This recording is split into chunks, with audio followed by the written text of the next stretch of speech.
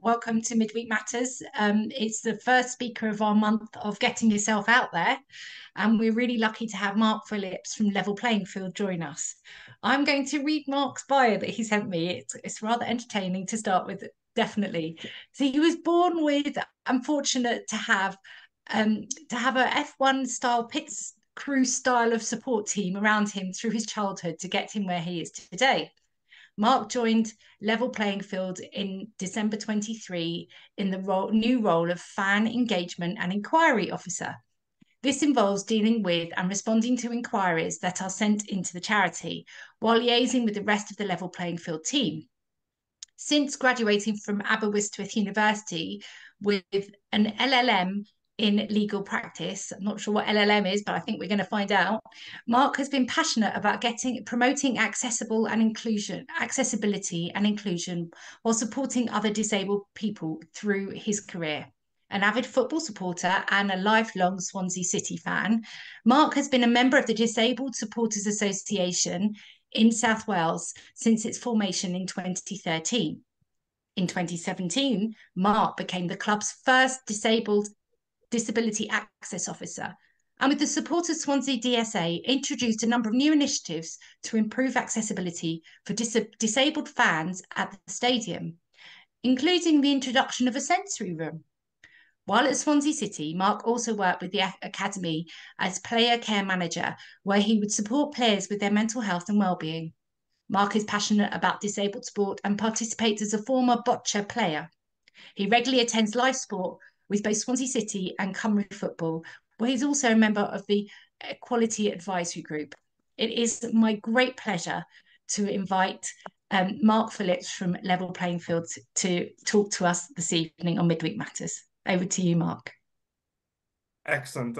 What an introduction that is from Miriam. I'm just going to share my screen and hopefully it'll all go to plan. Like I sort of said before we started and before everyone joined, I'm typically not a one-take man, so this will be a very interesting experience. Can everybody see the opening slide on their screen? Can we get a thumbs up? So obviously Miriam has spoken a bit about sort of my background, and that sort of takes the early part of my discussion. So I'm just going to run through what to expect from the session. I'm a bit sort of fast and loose, so obviously if you need to go anywhere or if you need to, get up and go and use the toilet or anything, you're welcome to do so. I'm not going to expect you all to sort of sit there and listen to me intently, because obviously it's important that we're all relaxed and we all sort of share in this space. I'm delighted to join Up Movement this week for Midweek Matters. As it'll become apparent, obviously, as an adult with cerebral palsy myself, I've sort of faced many of the challenges that some of you may have come across in terms of getting access to adult services. So it's kind of a self-indulgent presentation for me. So I get to talk a bit about sort of my career, a little bit of what sort of got me to where I am now, a little bit about Level Playing Field, and then some of my top tips for getting yourself out there and getting to the football or to any live sport. It's predominantly football based because that's where sort of my background is, but I can answer some questions on other sports. Well, at least I will try to. And if I can't answer them in this forum, I will obviously take this offline and respond to you after that. So we'll just get into the slides for a minute. So going over a bit of what Miriam has just said, who am I? I don't take very many pictures of myself. I don't think I'm very photogenic, but I thought it was interesting to include the ones with the curls. I feel like I should probably have brought that look back for this presentation, but unfortunately my age is starting to catch up with me and I don't think I'll have curls much longer. As you can see there in that photo, I'm sure many of you have seen one of them before. That is a K Walker. So just little bit of who I am again, sort of rehashing some of that stuff. As we said, born with cerebral palsy, quadriplegia. I think in my first introduction with Miriam, I did describe it as the sexiest of all the palsies. I'm trying to make that catch on. I don't know if it will. I do get some funny looks when I bring that out. First and foremost, I've been a football fan all my life. Non-disabled fans, they could turn on and say, they live vicariously through their their teams. I feel like I've done that more than most. Just for a bit of background, when I was the age of 11, I had multi-level surgery in Bristol Royal Infirmary, or Bristol Children's Hospital, I should say then. And obviously that sort of helped me sort of move and do a lot of the stuff I can't do now. But that period of my life was probably life-changing in the respect of, as a child, I used to throw myself around on the floor and play football. So I used to participate in football a lot.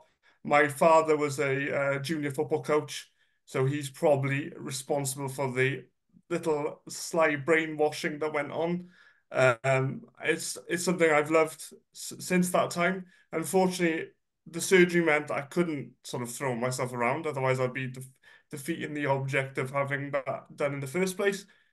So my physiotherapist's son was a Bernardo's helper at the time and was sort of loosely involved with me and took me to my first game in 1999 at the Vetch Field in Swansea.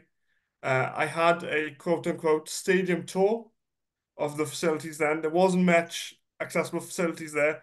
But what struck me and what I hope you sort of take away from this whole presentation is that the welcome I received from the people there and the willingness they had to sort of accept me as one of their family. And you hear the term football family a lot. It kind of drew me in, and I never really looked back. I did feel vindicated, of course, and I will talk about it a bit further on. That the club eventually got promoted to the Premier League. So when I was growing up, and all the children around me had Man United shirts and Liverpool shirts and Arsenal shirts on, I did feel like that was justified when the club got there. And once I returned from university, got a lot more involved with the club, and that's kind of led me towards the career I've gone down. So I've probably jumped ahead, and I will probably skip back, but this is kind of my style of how I do things. So please feel free to stop me with any questions. Like I said, with the surgery and all that sort of stuff, I had a lot of support. I call it my F1 pit crew because they make sure I didn't break down, and it actually pushed me. So if I could go back, obviously, I know the movement is focused on adults, but if I could go back to my younger self, I'd probably tell myself to listen to my physio more, because she used to tell me when you get into your late 20s, it's going to be a lot harder. And my God, has it been a lot harder? And I feel like I'm preaching to the choir here in that regard. Definitely feel like I owe my physio a big apology for all the times I thought, no, I'd be fine. Um, and I probably owe her a lot more than that, if I'm honest with you. She was with me. I was lucky that she was with me from the age of 3 till 18. So I do call her my second mum. So it is quite nice. We still have that relationship. And as I alluded to, her son is kind of responsible for, furthermore, for the career I've gone down and probably the disappointments here and there along the way, especially with some of the football results. But there we are. Also, obviously, I wanted to touch on this point. One of the reasons why I was delighted to come on Midweek Matters and talk about my experience is because I've also been frustrated by the lack of services for and support for adults with CP. So I'm definitely on message, I would say, with Up Movement's vision in terms of trying to get more support for adults with CP out there and have it recognised as a lifelong condition. Because, as I sort of said in my initial call with Miriam, you have all that intervention, all that support in pediatric services. Suddenly, when you hit 18, it's like that you suddenly fall off the map, and you're going to wake up in the morning and suddenly you'll be everything sorted. And we all know that isn't the case. So just a bit more continued on who I am. I've got a couple of photos here, which I'll go into a bit more detail on. This is the self-indulgent part of the presentation for myself, so I do apologize. And sort of half sincerely mean it because it's quite nice for me to look back on some of the stuff I've managed to do, and hopefully some of you will have similar experiences in future. So, as I said, graduated from Aberystwyth University with a law degree. I did the legal practice course to become a solicitor, and then went on to do the LLM, which is a master's in legal practice. And then bizarrely decided, law isn't the career for me, but I did focus it on disability and access at the time.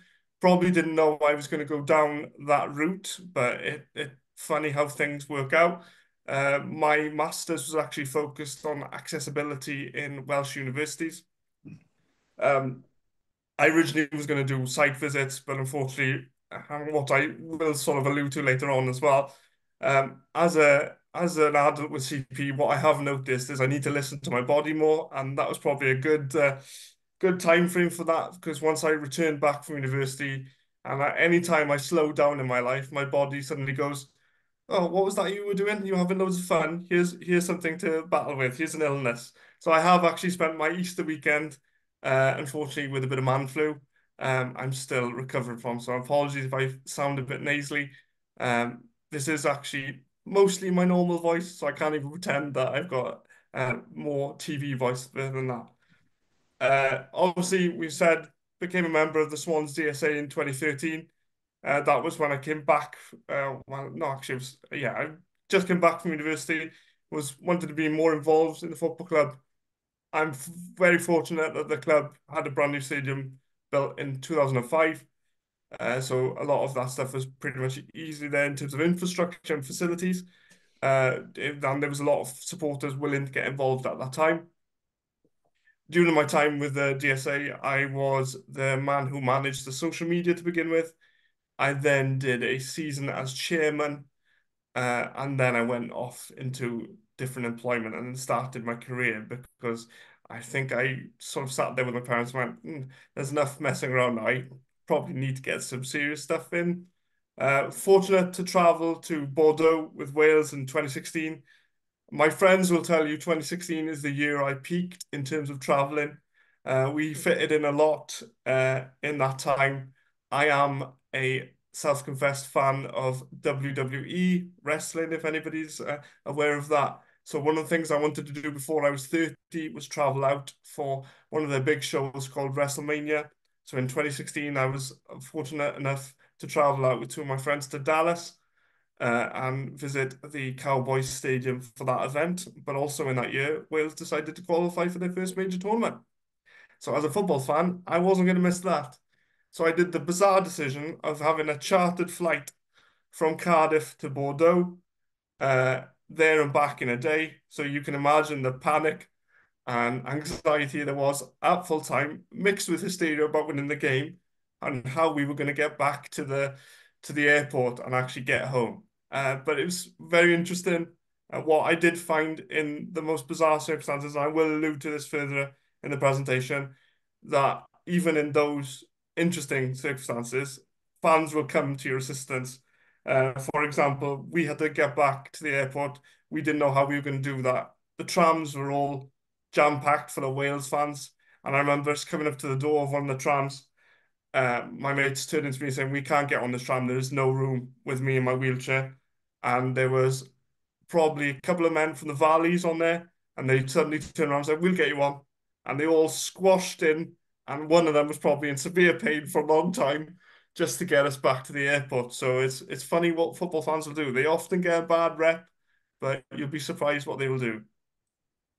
In 2017, I was then fortunate enough to become the disability access officer for the football club at Swansea City. Spent a couple of years there doing the disability access stuff. Obviously, introduced facilities like the Century Room and different other projects that I was quite passionate about. And then because of relegation from the Premier League, I had to diversify a little bit with my role and ended up going into player care. So I had a good sort of breadth of understanding of issues across the whole of the football club, and dealing with football players is quite interesting. Not that the access for stuff wasn't, that is my passion, but it was just interesting to see going down that route, what that meant for the football club and what it meant for players as well. And I think it sort of shaped my opinion of football even further. So that was interesting. And then obviously 2023, I was fortunate in my time at Swansea that I worked with Level Playing Field a lot. Because one of the things that sporting venues and facility venues in general don't tend to do very well is shout about what they do well and what facilities they've got. I'm a big believer in that you can't be what you can't see. So if they don't know the facility exists, they're not going to think that the venue is for them. So I used to basically do a bit of self-promotion, typically what I'm doing now, in terms of trying to get people on board and what facilities I was introducing to Swansea. So I worked with the team at Level Playing Field a lot. I'll introduce them a bit further on in the presentation, but there is an obvious Welsh link in this. We have our own little Welsh mafia, which I'm sure Owen will be pleased that I've got that mention in there. But yes, it's been an interesting one. So I wanted to talk a bit more about my role as a fan engagement and inquiry officer. I tend to be the first port of call for Level Playing Field. So any inquiries that come in either through phone or through our info at the email address, they tend to come to me. So that's how I got in touch with Miriam. And then I tend to log the cases and either disseminate them out within the team or will take them on myself. So you may think, oh, that's all Mark does is sit in front of his computer all day. Well, I'm about to show you that that's not the case because we've just had our Unite for Access campaign. I haven't put the video in the presentation mainly because sometimes when you're doing the video over Zoom, it cuts out and ruins the quality. But I'm happy to drop a link in the chat for anybody who hasn't seen it to look at it after the presentation. So essentially, the Unite for Access campaign is an opportunity for clubs and Level Playing Field to really focus on disability access at stadiums. So we invite football clubs, rugby clubs, and all that sort of stuff, professional to grassroots, to sort of shout about what they're doing to make the environment more welcoming for disabled people, if they've introduced new facilities, or even if they just want to show a willingness to try and understand a bit more around it. So this year's Now for Access was an interesting one for me because I've been on it at all sides now. I've done it as a fan with the DSA, trying to do events and coffee mornings and all that sort of stuff.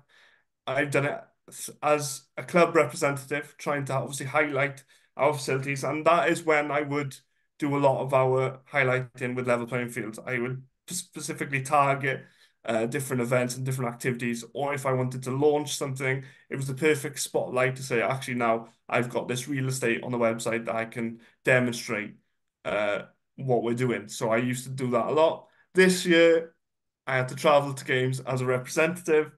Uh, and as I've mentioned, and as you have probably noticed through a lot of it, um, I'm a big Swansea City fan, and obviously I have the link there with the club. So my first event this year was actually the Swansea City fixture, but I also went to the coffee morning on the 1st of March, St. David's Day. So there was a lot of stereotypical Welsh singing. Being a Welshman myself, I very much enjoyed that and I lent into that. Yeah, definitely lent into it quite a bit. And then I had the excellent pleasure of going to Cardiff City. So obviously, if you know anything about football rivalries, particularly Welsh rivalries, this is a big one. Um, but I'm quite fortunate that two members you can see who are members of the DSA here, Martin there and uh, Tom there. I actually used to train with them in boccia in Swansea, so I've known them for a good few years. So in a weird way, that was actually my favourite part of Unite for Access. Mainly because they found it very funny, me being there representing Level Playing Field as a Swans fan. But it was also nice. Martin was doing a vlog on the day, just to sort of show his experience of going to a match. And we both sort of had a chat off camera, and we were both sort of saying, it's funny how, regardless of our rivalries as teams, we would both just enjoy watching football or watching sport wherever we were. So that's kind of really my big part of my ethos is trying to put yourself out of your comfort zone. Sometimes you get some benefits from it. It was really funny actually. Before that photo was taken, we were all sort of waiting in the tunnel before we went down, and Welsh international and Cardiff City player Aaron Ramsey was stood there. And very loudly, my friend Martin turned around and said, "Who let the Jack in?" So the Jack is a nickname for Swansea City people or Swansea people in general. So that was quite funny. That drew a few laughs, and that's probably why I'm smiling in the photo, if anything. So yeah, that was a really, really fun experience for me, and it was quite nice. I also ended up going to Bristol City of all games and inadvertently didn't realize that they were playing the Swans that day. So I had to remain quiet while we lost 1-0. But that is my friend Dan, who you will see in many of my photos. He's probably part of the F1 crew in the amount of times he's come to fix wheelchairs and several different things over the years. It's not just obviously championship or football league clubs we go to. This is me attending a game which is locally to me, West County, for the United for Access campaign, which is a very sort of different experience, but at the same time had a really good time there. I've always had a welcome there anyway. I tended to go there a lot when we were with the Swans Academy, so it did feel like a home game for me again. So hopefully next season it'll go across border a bit more. Unfortunately, I had to sort of take a trip out of the country during the campaign, so I didn't have time to go to all the games I wanted. So next year I'm going to try and target a few more of that. So I wanted to talk a bit about who Level Playing Field are and what are our four pillars. So our four pillars are important parts.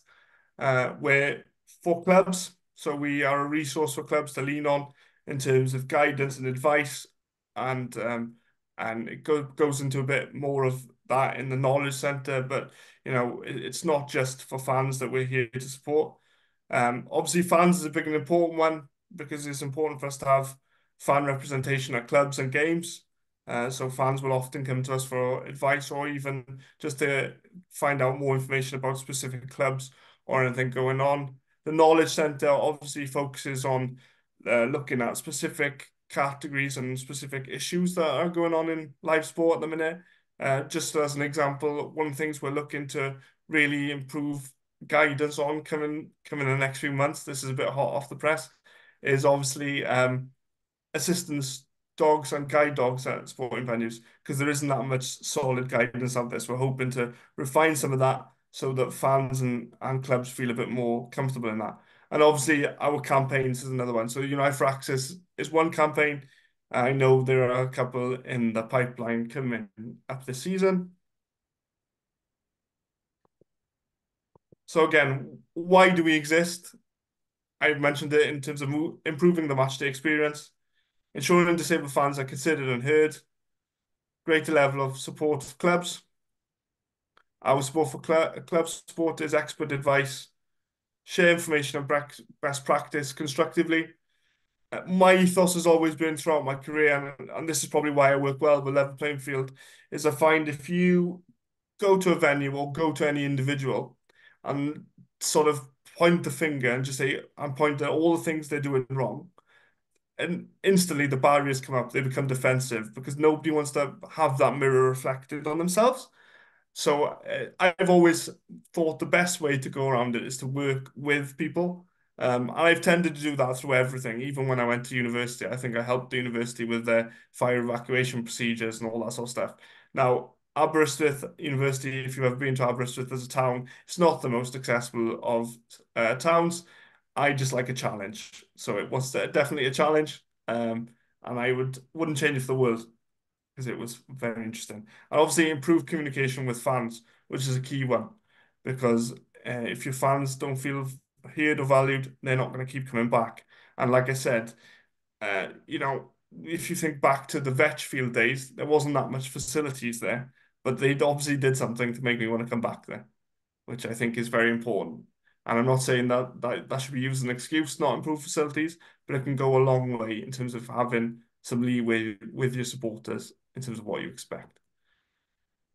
A little bit about the team, some names and faces. This is a rogues gallery of everyone that's on level playing field. So I mentioned Owain earlier. Owain is the chief executive and is also from a little place called Bridgend in Wales. So he's not too far from me. I first met Owain when I was working with Swansea City, and I think he just joined level playing field. And then by the next time I met him, he was the chief exec. So it's been a quick turnaround for him. Um, but it was quite funny sitting in a venue in London with Premier League disability access officers everywhere, and all of a sudden there's me and Owen speaking first language Welsh, and everybody looking at us like we've got four heads. So that was fun. and I've always maintained that good relationship with Owain because of his Welsh connection as well. I think he's always kept tabs on me. Well, at least that's what I like to think in terms of why I'm here in my role now. As you see, there isn't that many of us. Obviously, Daniel focuses on club communication and development officer, so he's got a real breadth of knowledge in terms of, we call him the stats man in the office. So he does a lot of our surveys and our statistics, and really good contact now. And obviously Liam does a lot of the fan and Disabled Supporters Association stuff, which I will talk a bit more about later. And then we have Ruth, David, and Nikki, who are our NRAC accredited access auditors. So essentially, there is a service that we can offer as level playing field where clubs can, if they choose to, we don't particularly force it on them that they have to, but they can have our team go out and audit the facility, and then off that or off the back of that audit, the team will then put an action plan together so that the club could potentially introduce new facilities or look at ways to improve. Um, so that does happen on a fairly regular basis. I thought it'd be important to touch on some facts and figures around being disabled supporters and in sport. Obviously, looking at these figures here, 11% of all children have a disability, 22% of working age adults. The key one for me, which I think often gets lost, and many of my non-disabled friends don't tend to believe it when I tell them, isn't the extra cost of living for disabled people and particularly disabled adults. I always say having a disability is similar to getting married. You chuck a wedding in front of everything and they chuck a couple of zeros on it. It's the same with any sort of disability equipment. Now, I can appreciate some of that equipment is very niche, but the majority of it is pretty much, you can sort of put it together if you really wanted to. So it's disappointing that we always have to pay that a little bit extra. But that's probably far on the political soapbox I'm going to lean today, unless anybody wants to steer me in that direction.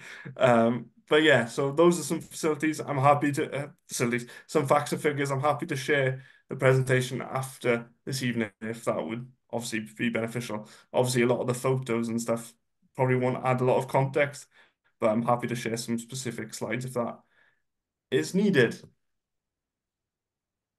So, lastly, before I jump into the 5 top tips for a match day, I wanted to talk about some of the barriers. And there's a little clip here that's going to play from our Level Playing Field podcast.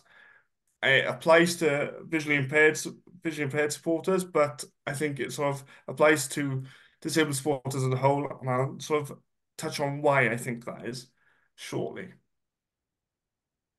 So obviously, the 3 types of barriers are environments, organizations, and attitudes.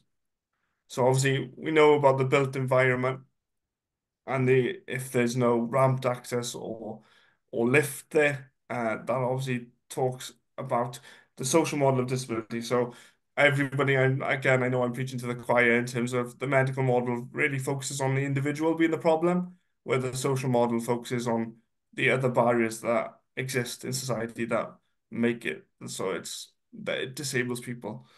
And then this clip here, which you'll be glad to know you're not going to listen to me talking for a couple of minutes. I always say, as blind people, we're great pre-planners. And that just doesn't go for actually doing something. It also goes for some of the potential barriers that we may face. But, I have to say, going to the match when there was 2 of us who were blind and no sighted support, I was dropped off outside Anfield. Then the first challenge is, okay, busy. I need to find our gate. Also, would quite fancy getting something to eat. The things, even just to get to that stage, are massive. Navigating the crowds, getting to somewhere to eat, actually asking the person behind the counter, can they read the menu? And then potentially looking at you as if to say, are you being lazy or what? The menu's just behind me. Then trying to find the gate in which you want to go into, asking a steward for help who may not quite understand the reason why you're asking for help and may just point rather than direct. We're not even in the stadium yet. There's so many different potential barriers and hurdles that you have to get to before you even get in. And that leads me on nicely to my first top tip, because obviously Miriam asked me to provide sort of five tips for get yourself out there and going to the game. So these are mine. They're very much drawn from my personal experience, but also some of the stuff I've come across in my career with Level Playing Field so far, and some of the questions we get asked. So my first tip is plan ahead and research. Now, as disabled people, I again feel like I'm preaching to the choir because I'm assuming that the majority of people on this call will, whenever they're doing anything, have to plan to very fine, minute details. I tend to do it a lot. I used to do it a lot prior to my job in sport. My friends will tell you that's why I'm the one that logistically plans if we've got any trips. When it came to WrestleMania, I was the one who organized everything, so that was an absolute nightmare. But this is why I feel like it's important to raise this point as my first tip. If you are anxious about sort of attending live sport, there is plenty of information out there online. The first little point that wiggled at you then when I clicked the slide, that is actually our club pages on the Level Playing Field website. Those house a lot of information that we get fed directly from the clubs in terms of accessible facilities they have. So that will be down to the number of wheelchair spaces available, the easy access seats. But more importantly for me, it's giving you a central point to contact. So I'll touch on that further on again. If you need to speak to somebody, it's always good to know where to go. There is a lot of information on there. It's not just focused on Premier League. We've got Premier League right the way through to National League in terms of football. I wanted to put a couple of other examples up there. So naturally as well, you may not have thought of going to the Level Playing Field website to begin with. And you may have thought, actually, I'll just go on the club website.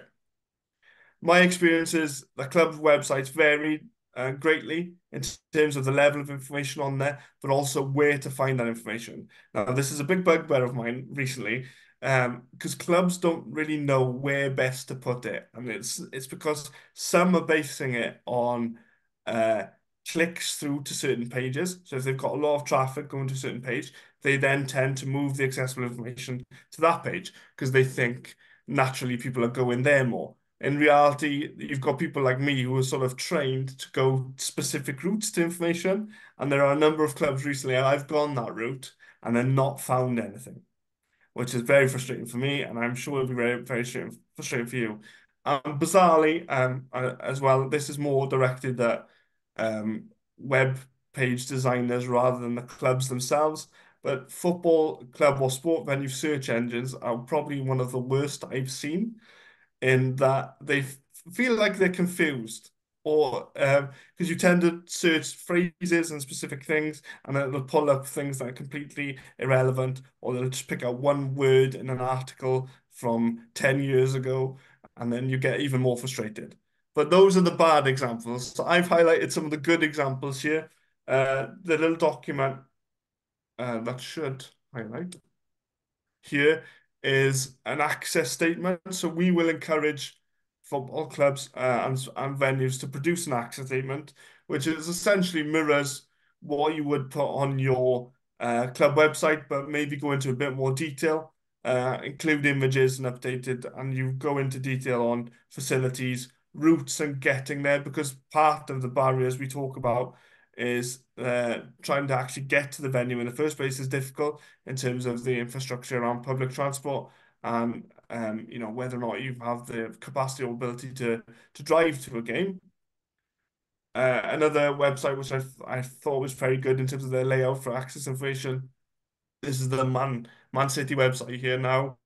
Again, very sort of clear how they've laid it out and important. And then I wanted to finish on a non-football example. So that is an accessibility map, which I can't zoom in on, but it is there in Wimbledon. So we do cover a variety of sports. As I said, this primarily is football focused, but there is a lot of other sports out there that we do cover. My tip number two, which alludes to my background being on a DSA and just knowing how football supporters and supporters in general are. as I said, they get a bad rap, but a lot of them will chew your ear off if you want to talk to them about sport for a few hours. So get in touch with the DSAs and see if your local club has a DSA. So obviously, I've just put a few examples of ones I've worked with. That's Cardiff City DSA there. I believe that is Coventry. I believe. No, that's Coventry. I knew I put Coventry in there somewhere. And then you have West Bromwich Albion. So a lot of clubs will have a DSA, and they're quite active on social media. You'll find disabled sport associations will take predominantly two roles within within a football club or adjacent to a football club. There's a social aspect to it. Um, I will sort of mention them again because they've had their 10 years. Swansea City DSA do regular coffee mornings. So this is an opportunity where fans will get together and just have a chat about football and about life. They have a very successful Christmas event that happens every year. They're fortunate that first team managers and players attend, and normally there's dodgy carol singing. That's predominantly from myself, but we can't win them all. I'm not going to win the X Factor anytime soon. And that's probably showing my age now because the X Factor doesn't even exist, does it? Well, I don't know. But anyway, yes. So I would reach out to your disabled supporters. Obviously, if there isn't a disabled DSA at your particular club, I'm sure you can reach out to other supporters and they may be able to direct you to people working within the club that'll be able to answer your queries or even may even know the answers themselves, and that would be really helpful. If you're interested to sort of know more about how DSAs work, I can forward information on after the presentation. And my colleague Liam, who I spoke to, who I spoke about earlier, who is the fan liaison officer, he tends to work a lot with DSAs and is involved with setting a lot of them up. So he's done a lot of guidance and sort of in terms of the structure in theory, you should have around that to set up a successful DSA. So again, it's about working with the club and working with the venue to improve facilities for disabled supporters. I mentioned it there. Obviously, if you need to reach out for more information, so if you haven't had that success with contacting supporters or you don't know supporters of a specific club, there are people within the club that can help. You've got your disability access officer or your disability liaison officer. That picture there includes one of our very good disability access officers. That's Laura from Wolves, who has successfully introduced a number of really good facilities, and she's just really switched on in terms of how she approaches it. So I'm sure she'll appreciate me giving her the kudos here on Midweek Matters. And obviously, I'm flipping it back to this is one of the reasons why we're here as well. So if we haven't got the information on the club page, if it isn't clear, you're welcome to give me a call or drop us an email and say, hey, I'm interested to go into this venue. What do you know about it? And if I don't know the answer straight away, I'll do some digging for you. It's what I'm here for. In an ideal world, I'd love the information to all be there so you don't have to pre-plan and you don't have to feel like you're one of the best crime solvers in the country just to go out and enjoy yourself. But then I wouldn't have a job. So, it's one of those things, I guess.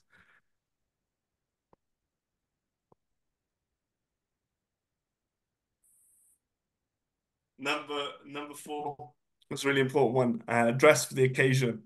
Now, what do I mean by that? I think some of you might be thinking, does he mean chuck on our Stone Island or other brands? No, I don't. Unless that is waterproof, of course. There's a very cool picture here recently from the England fixture. That is Jude Bellingham providing his player's jacket to keep a child in a wheelchair, reasonably dry. I'm assuming he still got wet. The amount of times I've been soaked at football matches, I can tell you, this won't be the last time that it gets wet there. So yes, dress for the occasion. As I said, we may not be able to predict the action on the pitch. There's one thing we can guarantee, especially living in Britain, is sometimes you're going to get cold and you're going to get wet. Now, I know you're probably sat there thinking, why has he put this in as a tip? Because surely that'll put us off going to live sport. But in reality, what I want to try and get across is there's nothing quite like it. Yes, you get cold. Yes, you get wet sometimes, but it is there's something about going to live sport that, and I think I described it recently as it attacks the senses. So from everything, from sights, sounds, and smells, you don't quite get that when you're sat at home watching your TNT Sport or Sky Sport and other sporting providers. I got to cover myself there. So I would say, try and wrap up warm. I do tend to, when I attend sporting matches, feel like I'm going to the Antarctic, and I layer up much like an onion. But it does keep me warm and reasonably dry on the most part.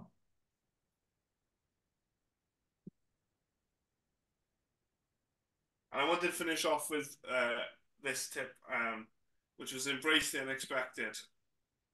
Now, sort of going off what I've previously just said, the prospect of attending live sport might be daunting. And as I said, as disabled people, we're used to things going wrong and life not exactly going to plan. Even after you've done all your research, you put all the work in, uh, it might be a different experience when you get to the ground, or even some of the information that you've done your research on might be out of date. It happens. Football fans, like I said, or fans in general, get a bad reputation. However, in my experience, they can also be the most supportive people you'll meet. They'll want you to have the same experience as them. So there is a real willingness to learn more about the challenges. And, you know, if you're anxious and you're worried about the weather, or if your team can't buy a goal, that's one of those things. But all these things considered, you will make friends for life there, and you will tend to um, see the same people all the time, and they'll come up and speak to you. I would go back to the Unite for Access games. I went to that Cardiff fixture. Obviously, I kept my allegiances under wraps for quite the majority of it, but there was somebody who didn't actually know me there who spotted that I was on my own at halftime and said, "Hey, mate, do you want me to go up and get you a pie or a drink or anything?" Which was lovely. So I felt really bad when I had to pretend that I was hoping that his team didn't lose. But that's fine. That's fine. That is football. That's tribalism. That is what we're all here for. I'm sure he had a lovely time. In actual fact, that was, I think, the first time they'd won in a long time. So I had a lot of my Cardiff City mates asking me to buy a season ticket there. Unfortunately, that's not going to happen. But in terms of my experience of working with Cardiff City and those sort of clubs, it's always gone really well, despite my allegiances. But I have purposely put the football shirt in the background just in case there's anybody watching this afterwards. Um, you know, attending live sport is about breaking down barriers and connecting with people. So I hope that that has come across in some of the stories I've told at this point. Um, did I jump ahead there? No, I didn't. See, I did say I wasn't a one-team man. So I wanted to just provide some best practice facilities here. And they vary in terms of, you've got your changing places, which there's in Man City. Now, changing places as a facility is relatively still new in terms of football. A lot more clubs are introducing that, um, and it's slowly becoming more and more prevalent, but that is purely down to sort of funding and space for a lot of clubs. You'll find there is a lot of willingness there to install them. It's just in terms of planning and when you introduce them, that is the hardest part. Obviously, low level counters there you can see a lot of in places. But sometimes even when you've got the low level counters, things happen. I went to a hotel recently and there was a low level counter there, but instead of directing me to the low level counter, the person behind the counter just had me trying to reach up and sign a form, which was really bizarre. But I didn't want to correct him because I didn't want it to be awkward. But that does happen from time to time. So even when the facility is there, people sometimes don't know how to use it correctly. It is one of those things. Obviously, sensory rooms are it's something that I introduced to Swansea that I was super proud to do. Obviously, if you described a football environment or sporting environment to somebody with autism who was severely triggered by those sort of stuff, they turn around and think, "Oh, football isn't for me." But actually, clubs are more and more switched on now in terms of what they can do. and a lot of clubs have introduced sensory rooms, and not even to that extreme. Even if there isn't a sensory room in place, they will tend to look at maybe introducing a quiet room or quiet space to begin with, or a transition space, or even to the very basic level of having some sensory packs or some equipment there. That's what I've sort of seen more. I tell people that my journey with autism and introducing it with Swansea City was a a 2 year journey, but it stemmed from purely down from fan consultation to begin with, because I wanted to make sure I did things justice and had the expertise from people who are living with that disability and the challenges they face. Introduced it first by looking at the information. I talk about a lot in terms of the supporter journey. And I suppose this is what this presentation is about. It's how you plan to get to the football, and then how you plan to get to the sport, and then how you get there. So I started with the information we had for supporters with autism, looking at specifically the triggers, and then moving on from that to a quiet space and introducing that, then having a consultation with supporters again, and then eventually introducing the sensory room as a transition space. So there's a mixture between the two. So you'll see a lot more of that at clubs, even lower down the league. So it's quite impressive what clubs are managing to do. Obviously, sight lines are important. Um, Gone are the days where a lot of clubs are pitch side. The guidance is, I think, 75% of your wheelchair spaces should be elevated. And then I think 25% meant to be pitch side. Now, in some cases, there isn't capacity for elevated spaces, but we still obviously stress and reiterate with clubs the importance of being able to sort of see the action. I talked about why would you sit at home and watch the game? Then you wouldn't want to go to a game if you couldn't see it.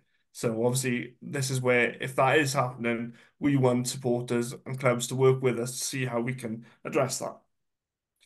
Again, I spoke about one of the main barriers about attending sport is the infrastructure and sort of transport. So accessible parking is an important one. Um, and I know it's really difficult. I say to everybody, I feel like I've been a bit of a broken record with it recently in terms of parking at any venue, where regardless of whether you've got a disability or if you're non-disabled, it is a premium. But what I do try and emphasize with clubs is a flexible approach. So even if they're sold out of their accessible spaces, if they have supporters that can park in a standard space, I'd always encourage that conversation pre. So if they've got anything on site, because for some disabled people, parking on site is an essential, not a luxury. So it could be the difference between them attending a game or not. So it's very important. Yes. And then obviously, your accessible toilets are important as well. I have seen, or when I think back in terms of facilities, uh, or even just in terms of just my general life in going out and about, or if I'm socializing, trying to find good toilets is difficult. So when you're in this job, you tend to take photos of toilets a lot. So I dread to think what would happen if something ever happened to me and somebody looked at my camera roll, because there would just be a load of uh, accessible toilets everywhere, and then also pictures of my dog.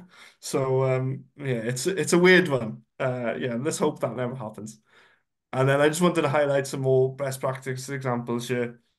Audio descriptive commentary, again for visually impaired supporters, is massive. Now, you will have clubs or venues have a variation on two. So clubs may have radio commentary, which is normally provided by, say, hospital radio or even in-house commentators, but that's more sort of broadcast friendly-ish, so it'll focus on different things.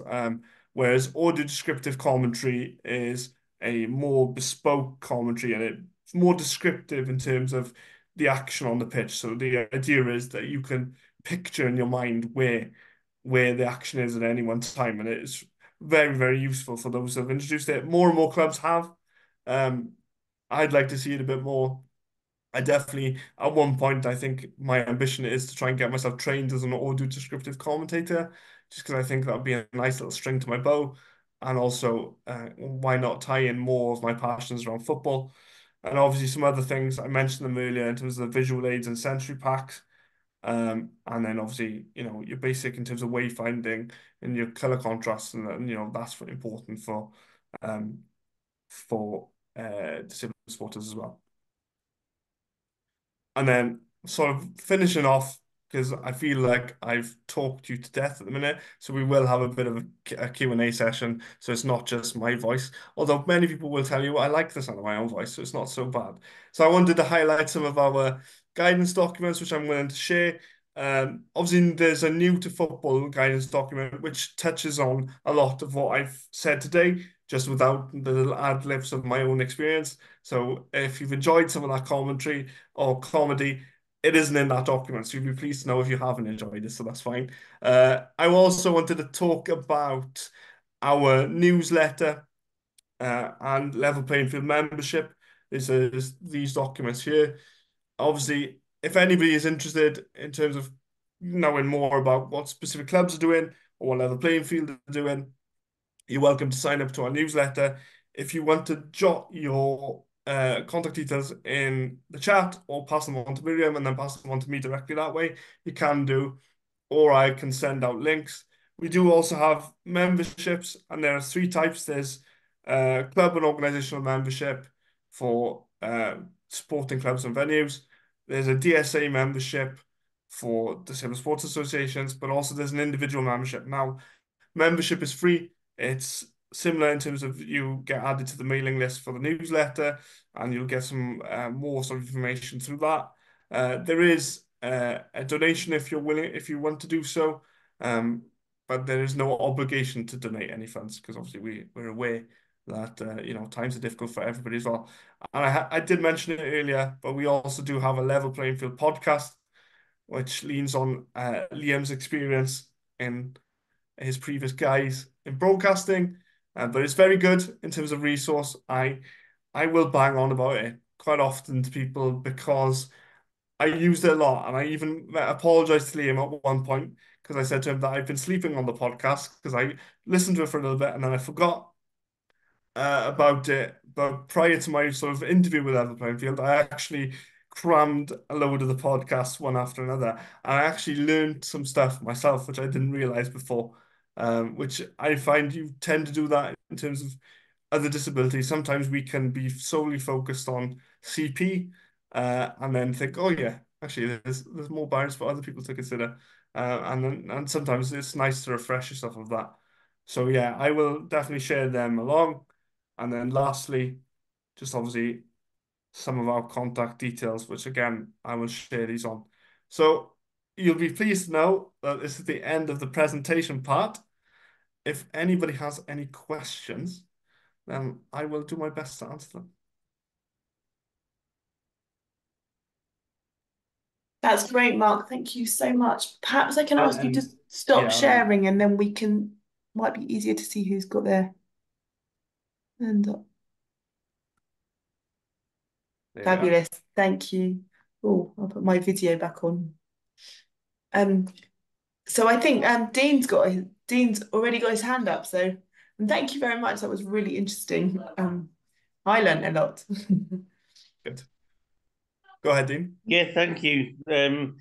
Mark, I'm not a football person. I'm not, my brother is, but I'm not a football person. But looking at your presentation, I'm very, very pleased. I live in Blackpool, and I'm very, very pleased to see that Fleetwood Town Football Club is looking after its members by providing an accessible desk for people to use. I think that was Fleetwood Town Football Clubs. Yeah. But I've got a question for you. I know practicalities maybe easier said than done, but do you know of any football clubs or any other sort of like sports venues where they provide a meet and greet service? And I'm thinking particularly to the people who have a visual impairment, as was described in your presentation. Because obviously, particularly for a person who has a visual impairment, as the person said, there's a lot of things going on before you even get to the stage of even for a person who is physically who has like physical, disability, and not visual impairment or any other impairments. Yeah. So I got a quick answer for that one in terms of I know what I would sort of do with my DO head on that scenario. And I know a lot of clubs will do this same. We'd always encourage supporters to reach out to the club directly beforehand. Obviously, if you're anxious and you haven't been to the venue before, what I would have done previously would have been to suggest a pre-match visit. Now, obviously, if there is a distance that isn't feasible, so if you're traveling from a fair distance away, I'm not going to say, pop up on a non-game day and then come back 2 weeks later for the game. But I would always suggest to clubs, and I know a lot of clubs will do that, where they'll do a sort of pre-game visit on a non-match day where it's not so busy, so you kind of get to know the routes. A lot of clubs as well, particularly higher up the leagues, will have video of the routes, depending on obviously their availability for funding to do that. So that's Yeah. where a lot of the access statements come in. But I would also say that a lot of clubs as well would introduce or try and get somebody there because they are disability liaison stewards specifically geared up to sort of assist disabled supporters at matches that would potentially go and meet and greet. I know, particularly for Swansea, for specific facilities, at one time they used to have the DSA meet supporters there, particularly for the Century Room, and do the meet and greet that way. But I also have in the past sent stewards to meet specific supporters, and I used to go and meet specific supporters as well. So Yeah. like I said, it's all about trying to make people feel welcome and want to come back. So if somebody is genuinely concerned about trying to find their way around somewhere, I'd always encourage people to have that dialogue and conversation. Yeah, I mean, I think it's good because I think perhaps some people might say, well, some providers say, I'm not saying any sports providers would say it, but generally, well, I rang up Manchester Airport about 15 years ago, and I said, could one of their assistance people meet me? It was I can't remember the time of the flight, but it was early hours, and he said to me, even at this time, we've got a lot going on. We haven't got time to meet and greet people. But for me, it wasn't a problem because the check-in, the access check-in desk was quite nearby. But it could have been a problem.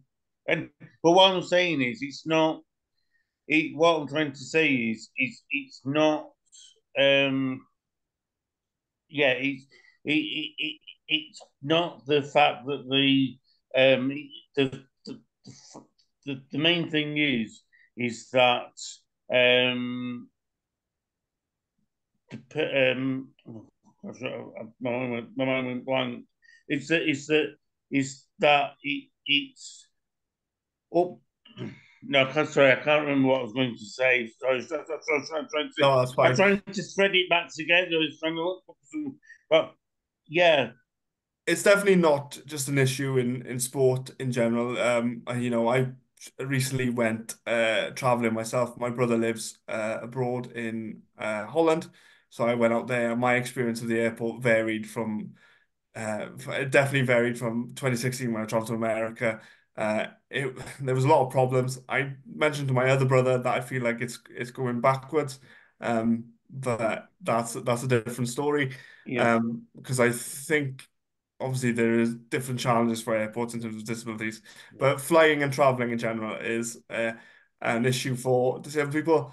I yeah, will sort of plug another organization that we do sort of share information with, specifically if it relates to public transport. And I know we have shared comments and experiences with Transport for All, but obviously before doing that, we do obviously contact the sport and say, hey, we're going to share this with this organization. Are you happy for us to do that? So if yeah, anybody is hot on GDPR, I just want to make sure that we do ask permission first before passing that on. But yeah, yeah, it's again about education and awareness as well. mm, I go back to saying, you can't be what you can't see. A lot of these organizations may not have thought about specific barriers, even though there's that anticipatory duty there.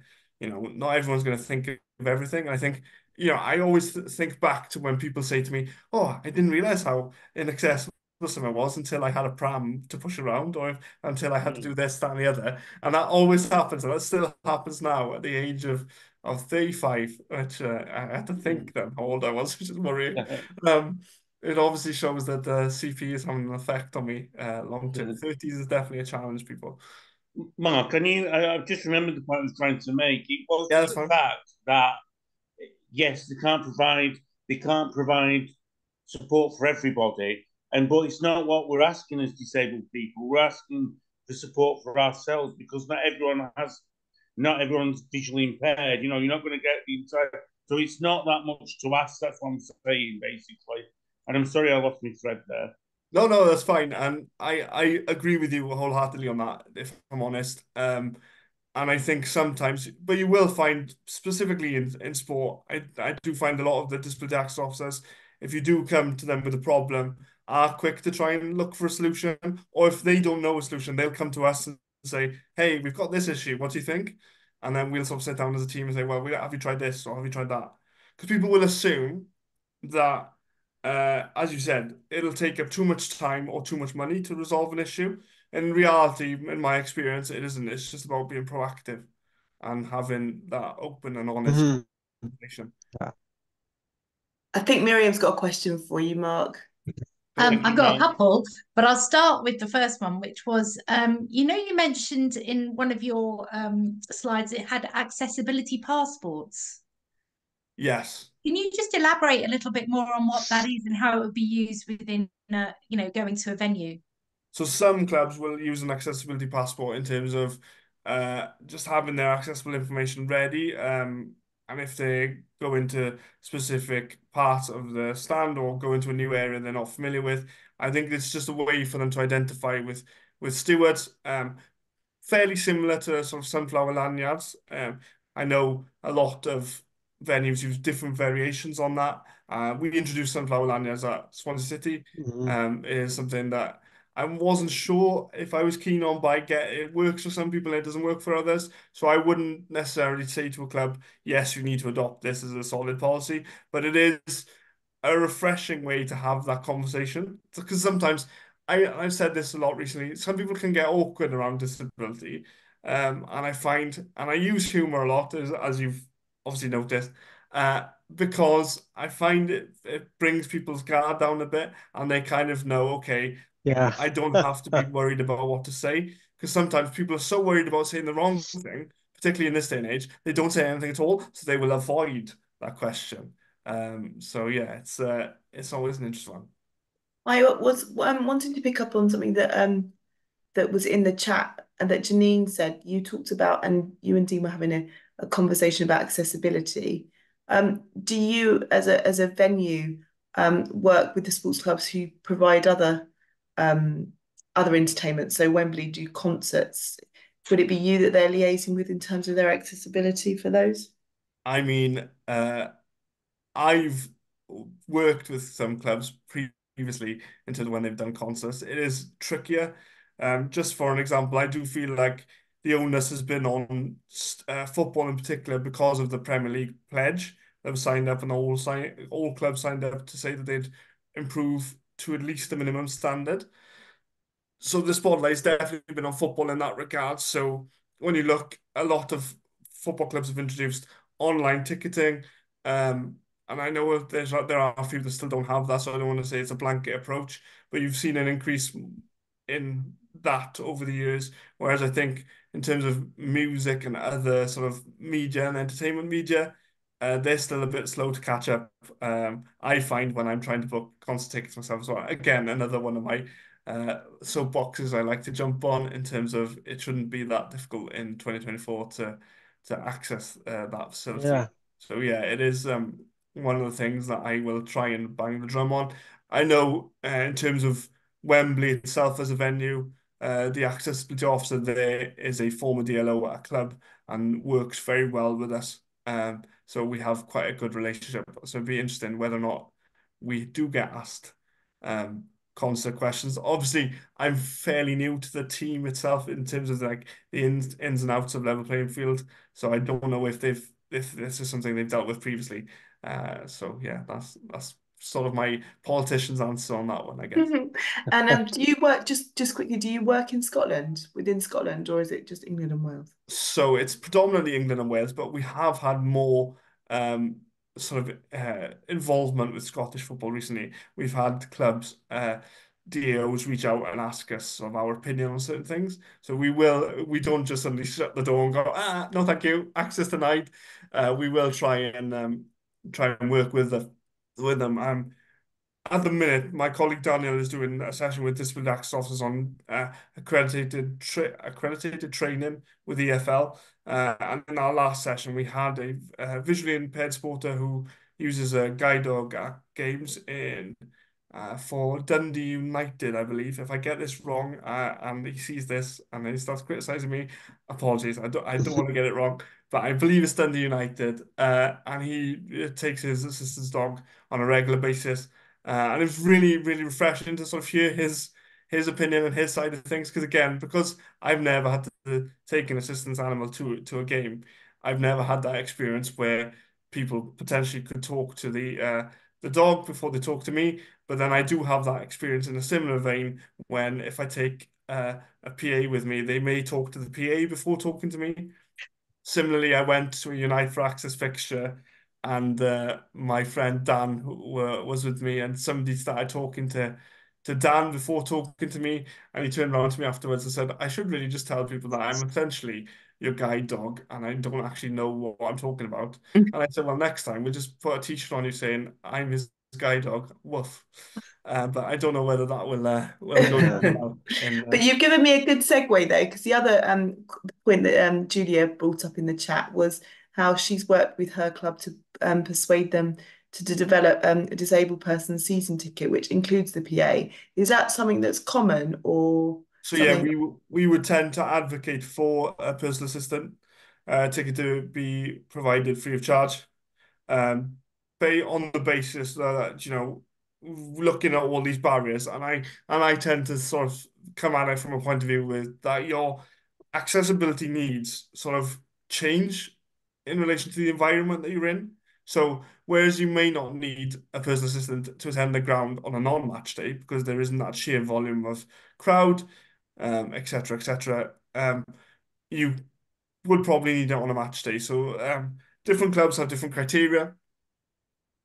We would always encourage a flexible approach, and we do have guidance on what documentation clubs should be asking for if they feel the need to. Sadly, for clubs, I do know from that perspective, the reason that they've had to be uh, introduce these sort of procedures and policies is because historically it wasn't particularly well managed within the club. I know some clubs you could potentially walk in there years ago and say, "I need a PA," and they would have gone, "Yeah, no worries," giving you that ticket. And then it transpires years later that you find out that there isn't a genuine need for that support. So they had to obviously tighten up across the board. So there are ways and means around it. So again, if I haven't fully answered that question, I'm happy to provide what sort of support and documentation we would recommend clubs look for. That's brilliant.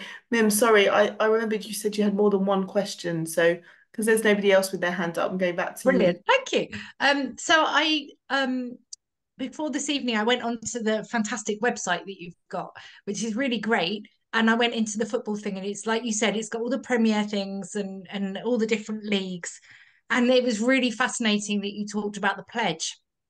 But then I was thinking, obviously, you've got lists of other sports. This is a long-winded question, but Yeah. lists of other sports, and obviously that's still in development on the website.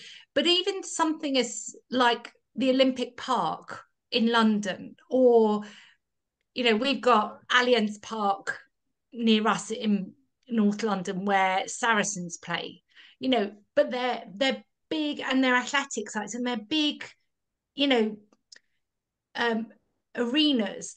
I'm just wondering, would you expect them to have a disability access policy already, or is it because the Premier League made this pledge that it makes it so much easier for you guys to be able to just get that stuff up and organised? You don't ask the easy questions, do you, Miriam? No. I will just say, in terms of other sports, I think the pledge sort of focused and narrowed, so the information was more streamlined. So you'll see a lot of similarities within what football clubs have as their information.